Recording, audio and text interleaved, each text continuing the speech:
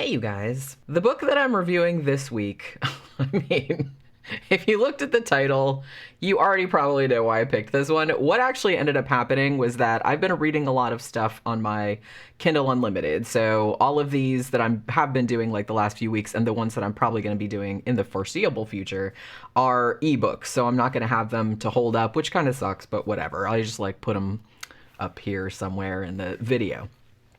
So I had actually started reading a different book to do for this show, and I might get around to finishing that one at some point too, because it was an author that someone had recommended to me, but and I'd never read the author before, and I'm not going to say who it is, but I started reading it, and it's just, I got about maybe a little less than halfway through, and I'm just like, gosh, I'm just really not, like, it's good, but I'm just really not getting into it, and it just kind of seemed like a slog. And so I was like, well, I still have time to like pick another book and read it. So I was scrolling through the new horror offerings that are available on Kindle Unlimited, and this little gem turned up right here. This actually came out back in October of 2021, so it's fairly new. And this book, this charming tome, is called Man, Fuck This House. And as soon as I saw that title and that it was for free on Kindle, you know me, I was just like, oh my God, that looks like, I told Tom about it, and Tom said, that sounds like something I would name a book. And I said, that's probably why I thought it was funny. So yeah, so I was like, okay, I have to read this. So I was like, even if it's not that good, just that title, I love it so much that I'm sure I'm going to enjoy it. And I'm happy to report that this was actually a ton of fun. This book was really, really fun. So I don't want to spoil too much about it because, like I said, it's pretty new. So the guy that wrote it, Brian Asman, he's apparently, I don't know how many, he's written several books prior to this and has been in a bunch of anthologies, usually like bizarro type of fiction. So I kind of feel like, I haven't read any of his other stuff, like I said, but other reviews of this book, there aren't that many because it just came out.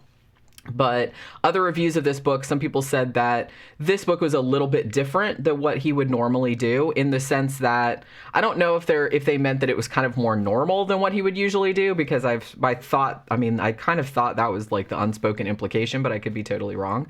So like I said, he's kind of more known for doing quote unquote bizarro fiction. This one has elements of that, but it's pretty straightforward. It's funny, but I don't know. I don't want to say it's like not as funny as you might be expecting. Like, it's not goofy. It is actually kind of a cool story, and it does have a lot of kind of really cool elements to it.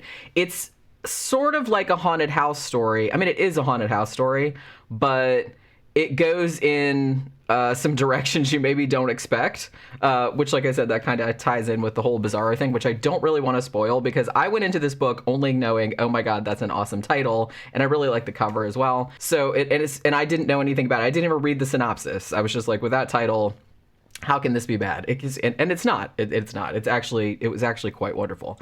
So the setup of this is that there's a family, the Haskins family. You got your dad, Hal, who's like your typical dad. He like sells reverse mortgages. He's kind of like dumpy. He tells dad jokes and makes sports metaphors. And he's just kind of like, he's not a bad guy, but he's not a real exciting guy. You know what I mean? So he has a wife named Sabrina, who I guess when she was younger had some sort of aspirations of sort of doing something with her life.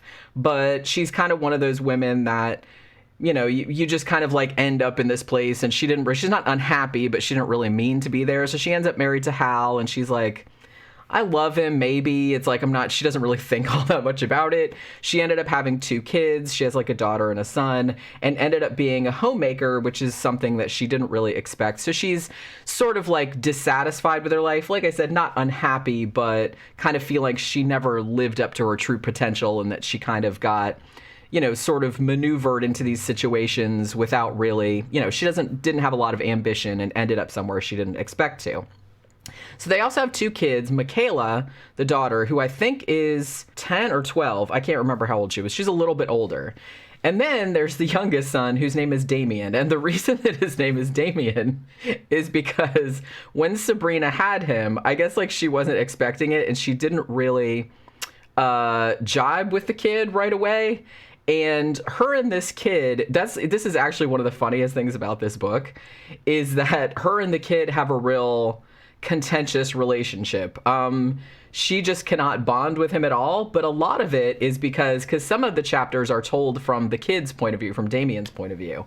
Damian is a kid. He's still a kid, but he's kind of one of those really super precocious children, and he thinks it's funny, and also he's very, very superior, and he almost like thinks it's funny that Sabrina is afraid of him, so he plays up kind of this, like, he'll do creepy shit on purpose just to like get her goat, you know what I mean? So it's like this really fractious relationship between the two of them. And there's one scene like later on where the dad even asks her outright, do you hate our son?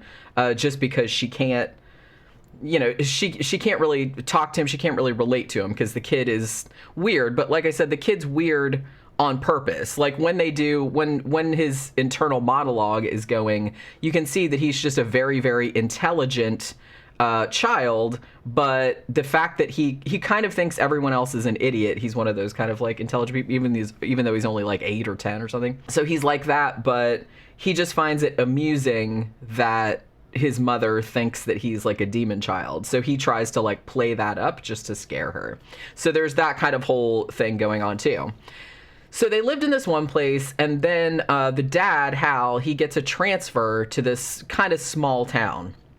And they end up buying this house. It's like a nice little craftsman or whatever, which is actually much nicer than their old house because Hal got a promotion. So, as I said, very standard setup. So you have kind of like this, you know, this family dynamic, which is really amusing. I actually really liked the dynamic between it because the daughter, who's a little bit older than Damian, she's kind of like his henchman in a way. You know what I mean? Like she's the only one in the family that knows what the kid is actually like, that he's not really a hellspawn, that he's like actually a pretty normal kid, just like really intelligent. But so she just like goes along with all these pranks that he's playing. Although it gets to a point where he's like doing some pranks and she's like, yeah, I'm not down with that anymore. But for a while, they're kind of like henchmen. So they move into this house. Sabrina, like I said, is kind of a stay-at-home parent, and she's kind of having a hard time adjust. She really likes the new house, like it's her dream house, but you do get a sense too that she's kind of maybe settling, like, you know, well, this is better than where we were, and, you know, maybe everything will change here, maybe something exciting will happen and shit like that. And oh yeah, something exciting certainly happens. Now, as I said, it kind of starts out, like she meets the neighbor. They have this woman that lives across the street whose name is Zephyr. And she's like your typical like aging hippie type of woman. She kind of plays into the story later on, but that's some good characterization as well. But yeah, so a lot of stuff happens where Sabrina is kind of at the house alone because her kids start school. Her car is being shipped from wherever they were before, and it's like a long distance. It's like 6 states or something. And she's having her car shipped, but it's not there yet. So her husband is at work, so she's kind of at home, you know, in the house all day, and she's kind of trying to like clean it up and make it all nice for them and everything like that. And then a very, very weird thing happens while she's unpacking their stuff. She sees this dude, and this is like a week or so like after the movers have already left, and she's kind of like at the house alone and she's unpacking. She sees this dude walk downstairs into the basement with one of their boxes and say, hey, where do you want this? And she's like, what? Who are you? And then she's like, over there. And then he puts it over there, and then he kind of vanishes into this crawl space that there's really no way that he could fit into. And she's kind of like looking there going, what the fuck did I just see? So it's like this wigs her the fuck out, as it would. Now, interestingly, like I said, I don't want to spoil too much about this because it's really good to go into it not really knowing where it's going.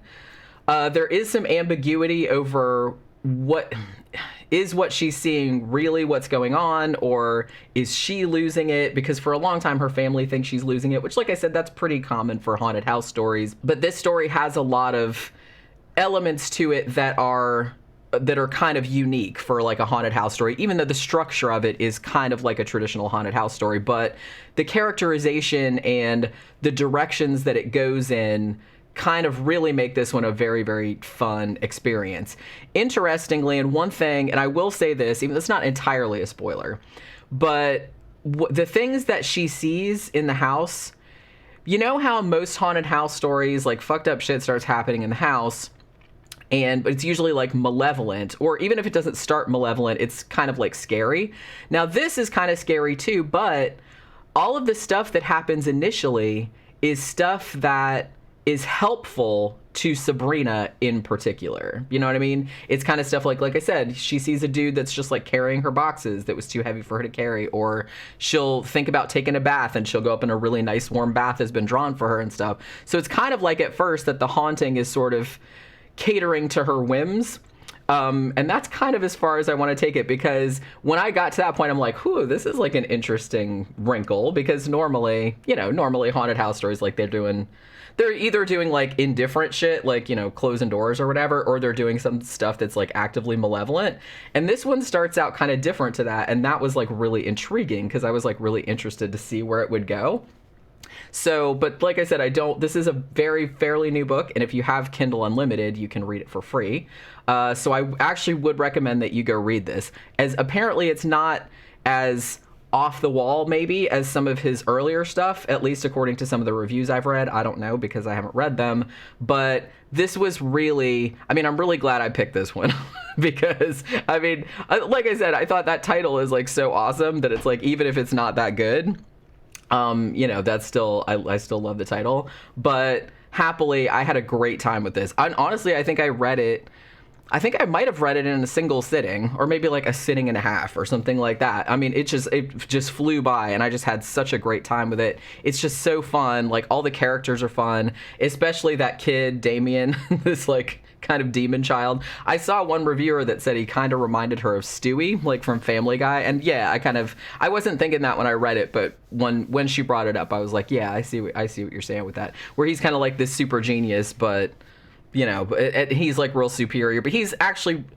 a good kid, and he's a real kid, like at heart. He's not like a evil mastermind or anything, but he is like really precocious and really superior, but he's a lot more normal than he like lets on, because it amuses him, for people to think that he's evil or whatever. But yeah, so please go on Kindle Unlimited, or actually it's probably be better for the author if you buy the paperback, because they have that available too. But if you have Kindle Unlimited, you really have no reason to not go read this, because it's super, super fun, and it's going to go in like a bunch of directions that you don't expect. And it was just, I just had a blast reading this one. So yeah, it's called Man, Fuck This House by Brian Asman. Please go read it. It's so amusing. So that'll do it for this Tomes of Terror, and I will see you guys on the next one. Bye.